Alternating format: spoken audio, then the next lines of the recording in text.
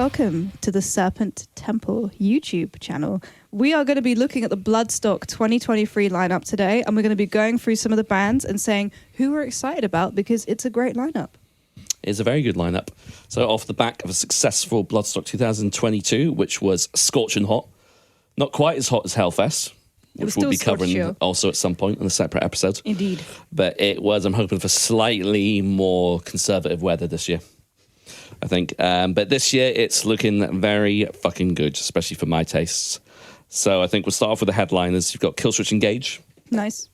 Who, they are one of the kind of like...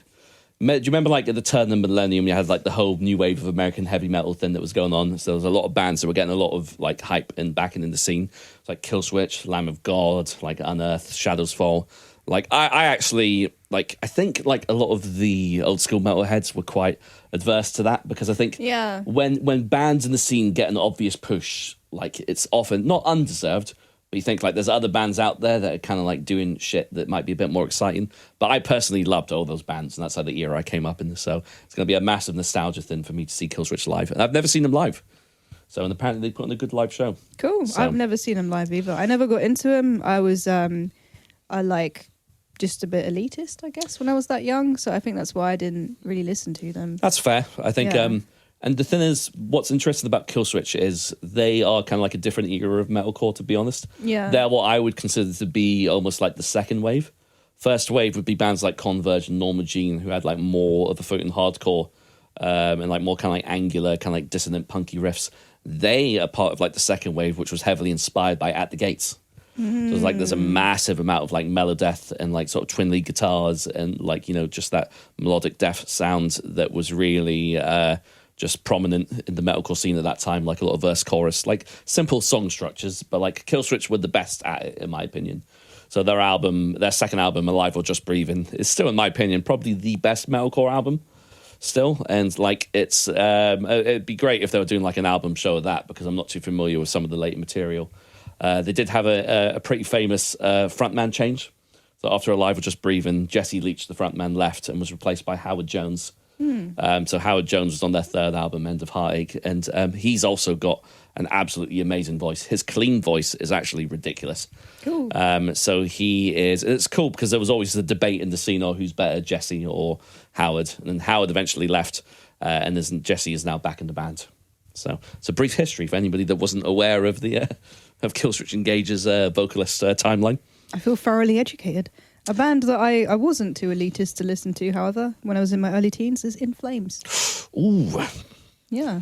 Yeah, well, this is the thing. I have never listened to an In Flames album past Come Clarity. The thing is, they're kind of boring. I'm not going to lie. They are good, but, yeah, I stand by my statement. I stand by my statement. Like boring live or boring on record? They have some good songs, but I honestly haven't listened to them since I was a teenager. But even back then, I just remember being like, I kind of don't want to listen to this anymore. Like, it's kind of going on. Yeah. I think we need to cut this bit as well. I politely disagree. No, you're right. I know you guys like it. They're good. I don't hate them or anything. They're just one of those bands that have become like, maybe I listened to them too much and they became filler. That could be what it is. Maybe. Just like, do you remember what kind of era it was you were listening to them? Or if it's 2006 era. Yeah, because you might have got them, that would have been at the tail end when they were kind of going more towards a more commercial, almost new metal groovy kind of sound. I never really liked new metal, so it probably wasn't even that. I think you're so disappointed in me. If I know that. I promised my mum I wouldn't cry today. Man. It's not like you said Jester Race was bad. Yeah. Who? The album. Okay. So basically, In Flames, their earlier albums, for many, including myself, along with bands like At the Gates and Dark Tranquillity, it's kind of like the blueprint for melodic death metal. So I was talking about... Yeah, that's probably why I listened to them. Yeah. Yeah. Like Jester Race, Lunar Strain, Clayman, Horacle, like they're all really solid fucking albums. And they always had such a good ear for melody. The guitarist, Jesper Stromblad, I think his name is. Doing that from memory, something like that. I thought you were just calling him a term of endearment. Stromblad. Hey, Stromblad. but he has such a great ear for melody, and I think he's still in the band. Oh, cool. Like I said, I'm not too up to date with In Flames' current incarnation. I know it's still Anders, the vocalist. He's like the longest member. It had Bjorn Charlotte was also one of the guitarists. Am I even getting the names right? I mean, Jesper Stromblad, he left. Okay. He's not in the band anymore. Oh, you have such a good name. But out of the three, obviously, I was into In Flames the least out of At the Gates and Dark Tranquility. Yeah, I love Dark Tranquility. Yeah, I've liked them for a long time. And they were amazing at Bloodstock last year. They headlined the Thursday on the Sophie tent. And they were really good. But this incarnation of In Flames that will be playing will be more of what they've been doing recently, which is kind of like more in the alternative rock territory. Maybe that is what I heard. Maybe I just heard some of their like newer, more commercial stuff. And It's night and day what they do now compared to what the band they were back then. Kind of like it's a very similar shift to kind of like what Opeth did. Not musically in terms of the genres that. Right, so they just kind of switched genre. Yeah, they have like switched up massively. Okay. But apparently their live show, like similar to what Opeth do, is quite a good mix of the sounds. They found a way of incorporating different elements of all eras of the band into the set list. Fair enough. So I'll probably watch them. I'll watch Gatecreeper if I'm there for sure. Gatecreeper are amazing live. I love Gatecreeper. They're really good. Like it would be they're playing the main stage, so it would be interesting to see them out in the open. I saw them at the Underworld last year, and it was in the summer, so it was like really fucking hot. And the Underworld gets warm anyway. Yeah. And like I've never seen so many people crammed underneath those AC units, and they were just absolutely dripping. That's so funny. But it was a really good fucking set, and I think they were supported by Celestial Sanctuary. Oh, cool. Who are That's British. also a Magic card. Oh, is it? Yeah, That's where I got the name from. It's also a land. Oh yeah, it is. It's a blue-white land. I think it comes in tapped. Celestial Sanctuary. It doesn't really matter, to be honest. It's but not they're making relevant some to big this. waves. They keep popping up in a lot of support slots for a lot of tours that I see, and they were actually really good. So I keep meaning to check them out a bit. I know they had an album that dropped last year, so I will be checking that out. Yeah, Gatecreeper, a band I'm looking forward to. You are a Meshuggah appreciator, are you not? My first ever band shirt was a Meshuggah shirt. Oh, nice. Yeah, Obzen still got it. Yeah. I found it the other day, actually. And I actually saw them play the first time at Bloodstock. Oh, really? Yeah. I must have not went that year because I think I had such a. I went downloads when it first came back, and it was one of the years where the rain was really bad, and I just had a torrid time. I had no fault at all to any of the organisers, but I was just like, I'm not doing camping or festivals for a while, so I had like a massive hiatus until 2012. I was just like, I might do festivals again. But it's that's cool. It's I saw them perform. They were doing like a special 25-year anniversary set at the Roundhouse. It's like a 2-hour long set, and it was just 2 so hours fucking of good. Meshuggah. And they'd done shit in chronological order. So they started from so they'd done it like up leading to the new album. That is just such a trip. Doing like a 2-hour set of that kind of music. Fuck, Yeah. man, that's so impressive. It was so fucking good. And the light show, as anyone who's been to a Meshuggah show knows, it's fucking amazing. Like it's Yeah, really man. pulsating and kind of like really rhythmic, and like Thomas Harker It's is got just to be rhythmic, otherwise they're screwed. Like, can't be. I mean, they probably have some strobe lights, but it can't be like a disco lights. I think even if you don't have epilepsy, you'd have a seizure if they did strobe lights. Yeah, no, Yeah. definitely. And they've got a headline and slots, so that's going to be cool. That's gonna be great. I hope they play Future Breed Machine, because that is such a good song. the best breakdown in history. Yeah, anyway, stop bobbing my head like a pigeon.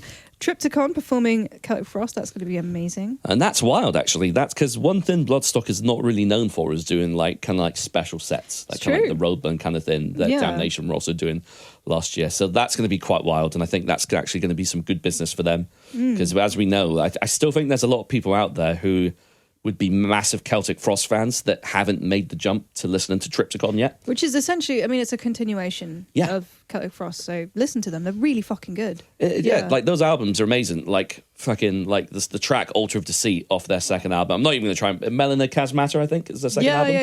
Yeah. Is such a good fucking song. The Tree of Suffocating Souls, such a great track as well. Man. Yeah, because it's like a continuation from what do you call it? Yeah. Yeah, it's a kind of a legal thing, really. I was going to pronounce it, but I was like, no, that's not happening. Would you say? I was going to try and say, I can't even say it now. I'm not even going there. Oh, bless. Oh, God. You just became like, your throat muscles became like an H.R. Geiger painting, all just like knitted together. It reminds me of, I've got to say this because it was such a good story. Me and my cousin, and I know you share this appreciation as well, for people that like fuck up their words. Oh, Like, I mean, yeah. Yeah, it's so fucking funny. Me and my cousin were watching, like, this was years ago, one of those like club rep programs, and they're interviewing this guy and they were asking people when they lost their virginity. Those shows have not aged well. Like, you go back and watch those shows, like Eurotrash and all that sort of shit. Like, it's so pervy. We're watching this program where these people were going around asking people when they lost their virginity, and they asked this guy, and so clearly this guy was still. He had lost it. Yeah. Yeah. And he was just like, and he was describing how he'd done it, but he fucked up the word virginity. So me and my cousin still quote this to the day. He was like, so met a girl in the bar, took her home, and I lost my virginity. It's just the way he like flared his tongue out at the end, just has stayed with us for years. I hope he finds it again. But that's what that reminded me of when I was trying to pronounce that particular Celtic Frost album. That's incredible. Well, at least you weren't asked how you lost your virginity. That would have been more awkward. Monotheist. Yeah. Moving on from that, Des Fafara crops up again, Devil Driver. Yeah, once again, I'm so ambivalent towards them. Never, Likewise. Yeah. just never really given them a chance, to be honest, though. I mean, I've never really listened to them, but I mean, what I have heard just hasn't really captured me. Yeah. I don't know. Like, I was never a Cold Chamber fan. I was never big into Devil Driver. Me neither. So. I mean, he was, I'm not going to tell that story. Knocked Loose, they're good. Knocked Loose are amazing. Yeah. They headlined one of the nights at Outbreak, and obviously the crowd here is not going to be a hardcore crowd, so it might be a bit different, but I wonder how it will compare. that show was violent. And what's cool about Knocked Loose is they're so much more than they appear to be once you start listening to them. So like on the surface, you think it's just kind of like your standard like beat down hardcore kind of like throwing down sort of thing, but there's so many layers to them when you listen to some of their later stuff. Like, there's elements of death metal in there, like even like a bit of like black metal. There's some cool like ambient moments in some of the track. They do some really interesting shit and some really creative riff writing. Yeah. So I think people sleep on the Knocked Loose a lot because I feel like the name and the image kind of conveys something that isn't fully accurate for like the sort of talented band they are. So that'd be good. It'd be interesting to see how they go down in front of a metal crowd because I think I'm curious. Yeah. So I think people will be into it because for the last few years, Bloodstock has kind of been gearing towards that kind of more diverse. Yeah. Like not just solely, like your European traditional like black metal, death metal, Honestly, power metal. I think it's great. Like seeing Knocked Loose, Triptychon, and Meshuggah on like in a single evening is going to be so cool. Yeah. It's a really diverse lineup.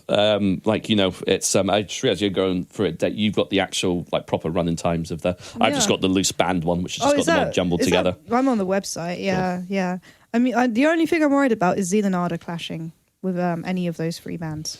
Because they're also playing the Saturday. So they playing the Saturday. So they're headlining the Sophie Lancaster stage. So they're headlining. And Meshuggah's on the Saturday, are they? Yeah. Yeah. So if Meshuggah are playing the Saturday, then Zealand will likely be on after Meshuggah. Ooh, because that's a good way to close the night. Because the Sophie bands, the Sophie headliner used to always clash with the main stage headliner. But because of an accident, one year Megadeth were playing in 2014 and Satan were due to play the Sophie stage at the same time. But apparently, this is what I heard, so this could be wrong. Apparently, Dave Mustaine didn't want a band on at the same time as him. So he requested that That's Satan... actually kind of cool. Yeah. So he requested that that the other band wait, or just that whoever was due to play played afterwards. I mean, I'm assuming he did that so that he didn't steal the crowd, right? Potentially, yeah. I mean, I think so, yeah. Or it was either he didn't want to steal the crowd, or he wanted more of the crowd for himself, whichever way you look at it. I suppose. I don't know. It benefits Satan. Yeah, exactly. And they had a massive crowd because then everybody that was watching Megadeth came to the tent, and then Satan was the last band of the festival, and it was great. It was like a great like trad metal evening to close off the festival. And then after that, Bloodstock just started doing it that way anyway. So the Sophie headliner. Makes sense. Yeah, it does. Yeah, also in terms of electricity usage as well, because sometimes you get outages when there's like stuff like that. Like Manowar do that all the fucking time. So yeah. Because I think it's funny you say that because I think that's what happens when. I think it was 2015, Flesh God were playing at the same time as Within Temptation. I think there was some technical difficulties because I think they both had quite elaborate kind of stage setups and something because it's happened. all like remote. Like I guess it makes sense. And then maybe Megadeth probably had like some really power guzzling gear. Who knows?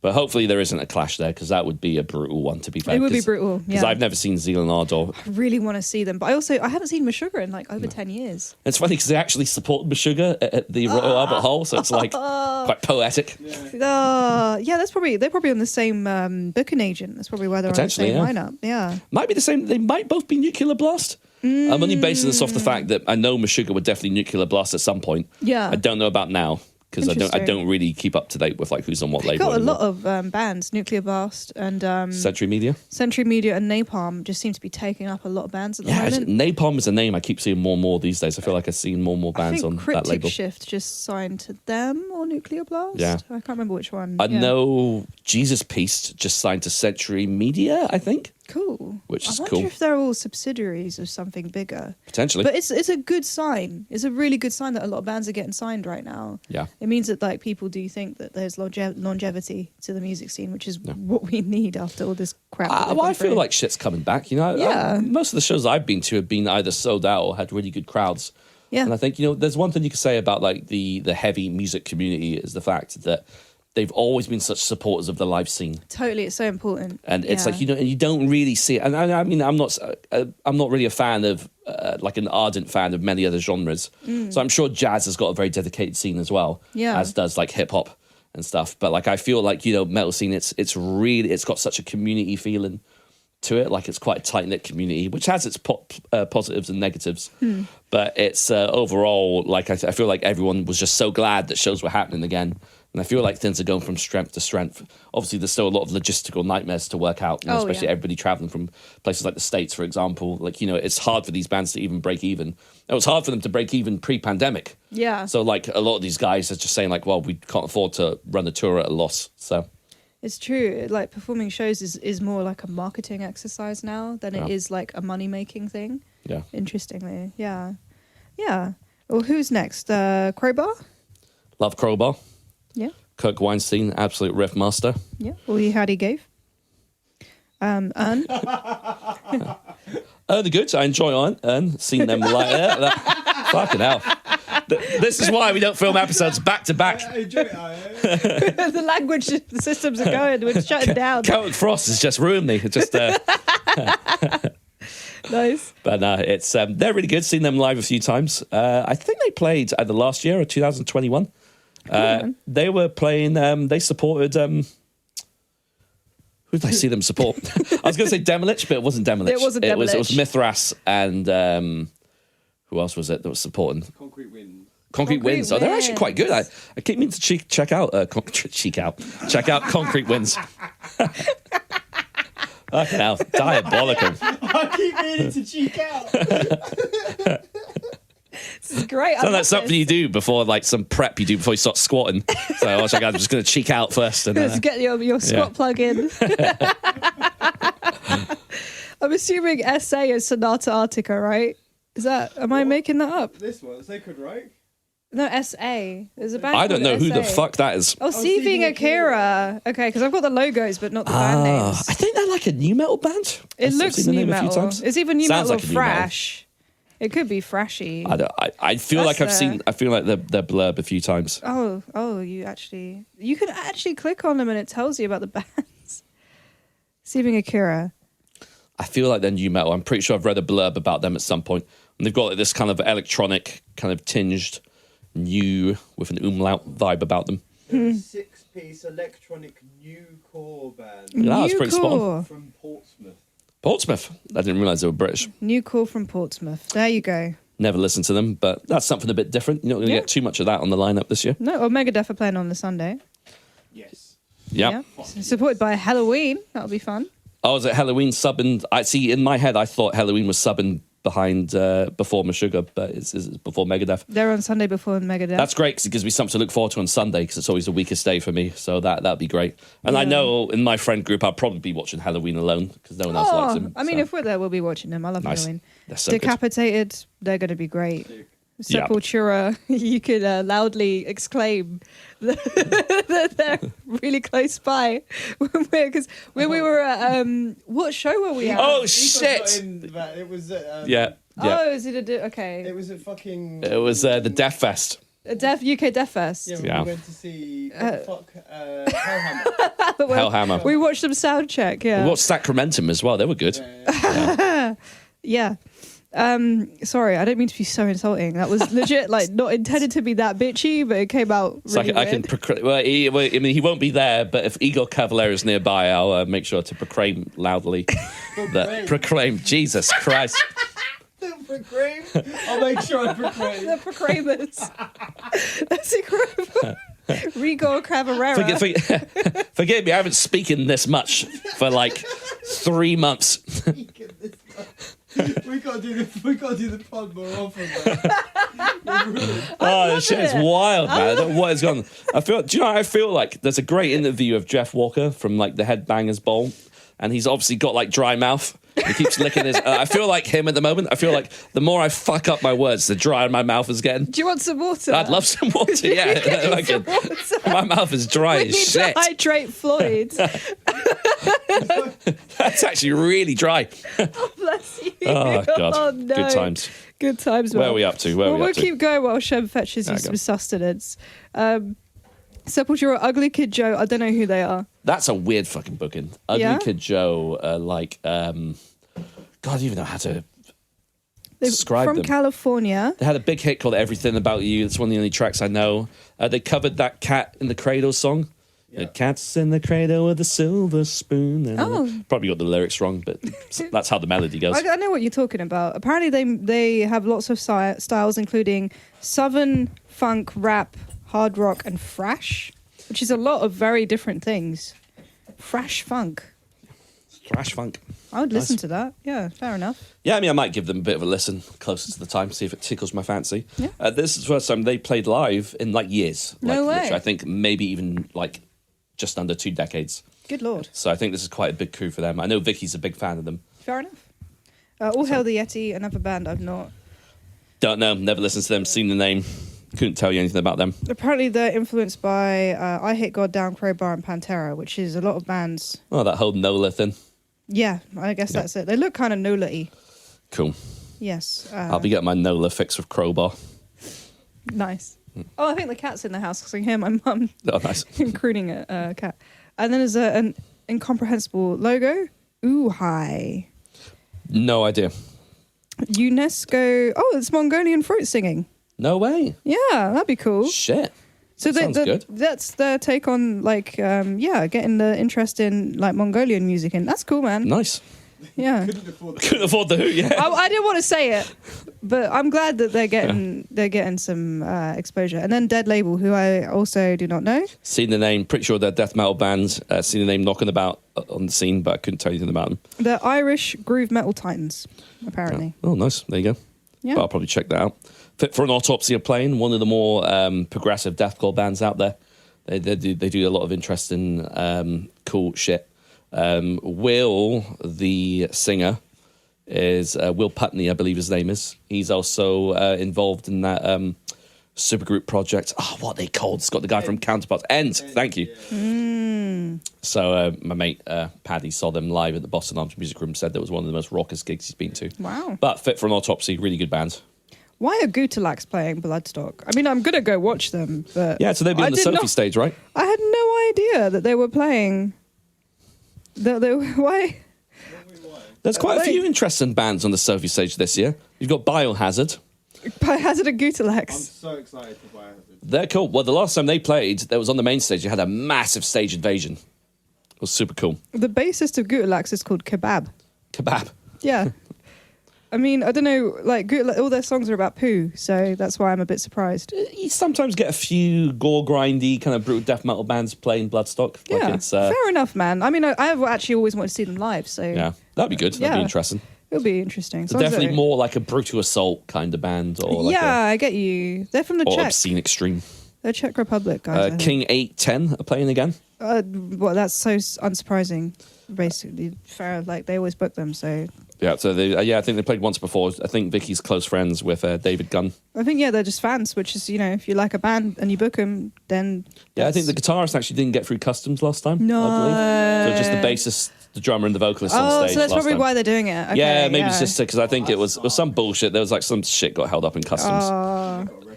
An interesting thing, a band that are playing it is Non-Point. Who are they? Non-Point are like a third wave new metal band from like the mid-2000s. There's 3 waves? Yeah, I'd say it's about third wave. First wave would be like, your Corns and your Slipknots. What's the second then? Second wave, I'd say probably be like Edema, I don't know. Taproot. Edema is like a medical condition. 36 Crazy Fists. It's called that new metal. Are they second?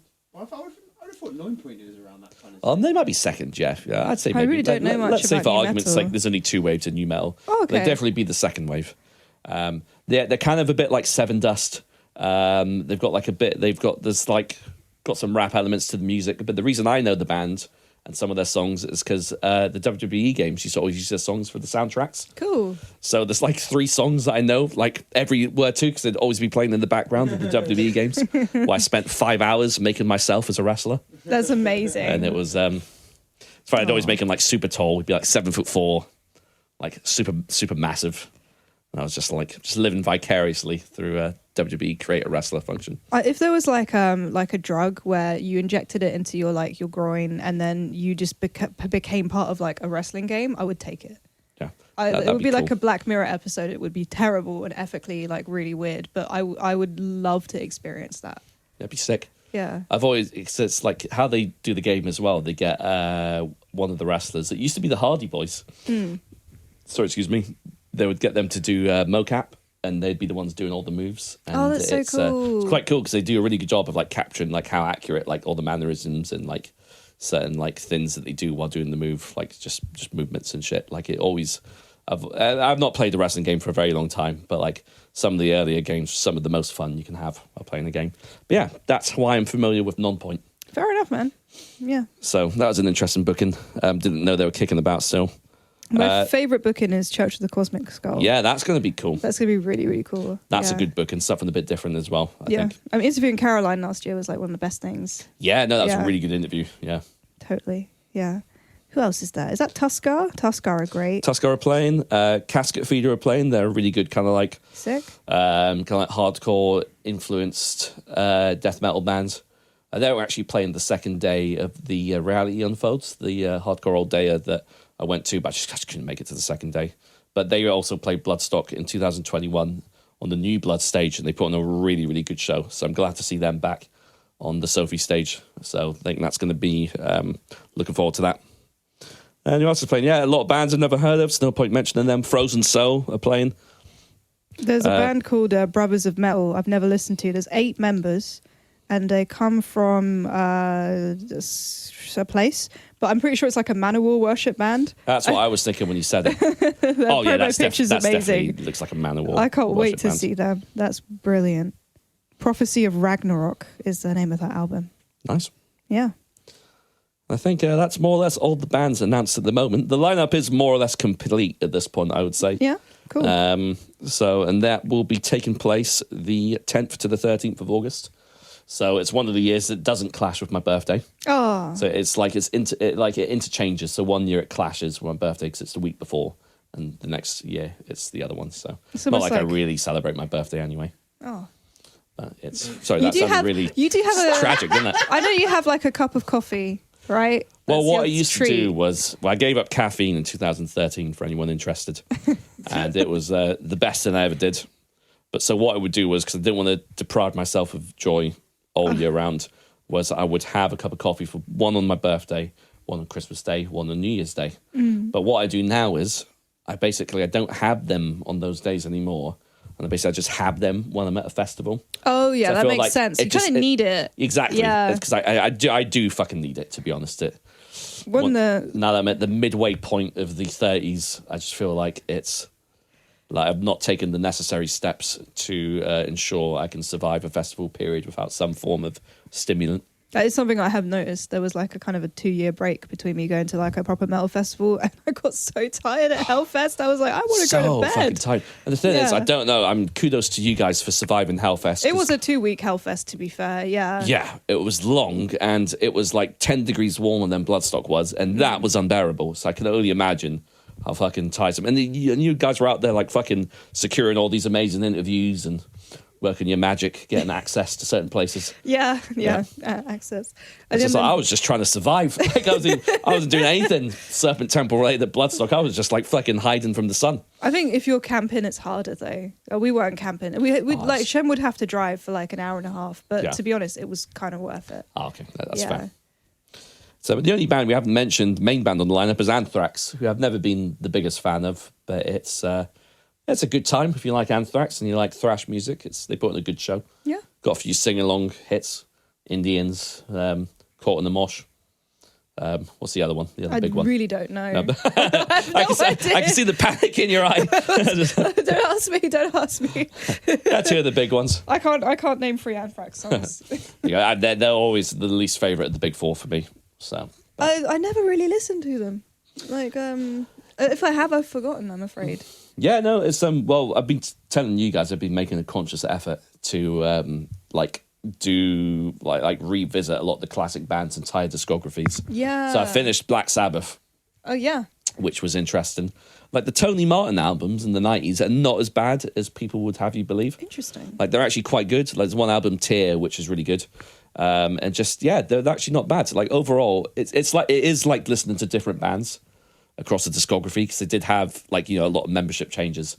And membership change sounds like it's a gym. It's like Black Sabbath gym. They raised the membership price, and so Ozzy had to leave. But it was cool, because it's so interesting how members would always come in and come back. Like Dio did an album, he did Dehumanizer, after a few Tony Martin albums, and then left again, and then it's just a revolving door of frontmen. And obviously the last album, which actually that's the only one I haven't listened to. Sorry, tell a lie, I've not listened to the 13 yet, which was the one with everyone bar Bill Ward. And they had the what's his name, Brad Welks from Rage Against the Machine drumming. Yeah, that's sick. And I'm doing Iron Maiden next, so I'm biting the bullet. Never been a big Maiden fan, never really listened to an album in full, so that's what I'll be doing next. If I see you festooned in Union Jacks, next time I see you, I'll take it that you like it. Yeah, in 2 weeks' time, if I've got a skullet and a denim patch jacket, that's when you know.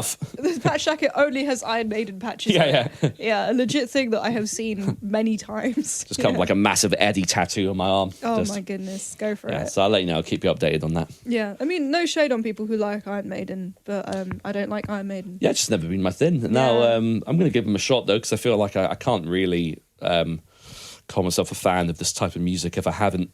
No, I can. That sounds a bit fucking... I mean... But I feel like me personally, the completionist I am... you have to collect them all. Yeah. Like the Thanos of metal bands. You're like the Ash Ketchum of metal bands. Yeah, I prefer Thanos, but I'll take Ash Ketchum. A bit of both. Yeah. Yeah, he's got to be. He's gone from the show now, isn't he? Who, Ash Ketchum? Yeah, I think he's finally won the league. What? Yeah, no, I remember people I know there was an episode everyone cried about, but I don't want to know what happens. Oh well, I'm afraid I've just told you what's happened. Shit! What? Yeah, so No. I think he's done. He's won the league and he is off to. I know Ho-Oh comes back, and this is pathetic, but the first time I caught Ho-Oh in Pokemon Gold, it's like the rainbow bird. I cried. Yeah. Oh, is it everything okay, Mum? Hello, we're recording. Are you okay? The cat's here. Oh, brilliant! The cat's here, everyone. Oh, it's a really cute cat. To be fair, an amazing cat. It's worth interrupting the podcast for. Honestly, we keep this bit in. Yeah, cool. Yeah, I say so. Cool. Yeah, but no, I think that more or less covers Bloodstock, right? Yeah, I think we've completed Bloodstock for now. Yeah. Yeah, we'll provide updates on that. So thanks for watching, guys. Let us know if you have any recommendations for any of the bands that we haven't covered.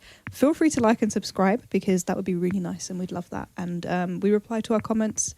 We have an email if you want to send in questions or insults or compliments.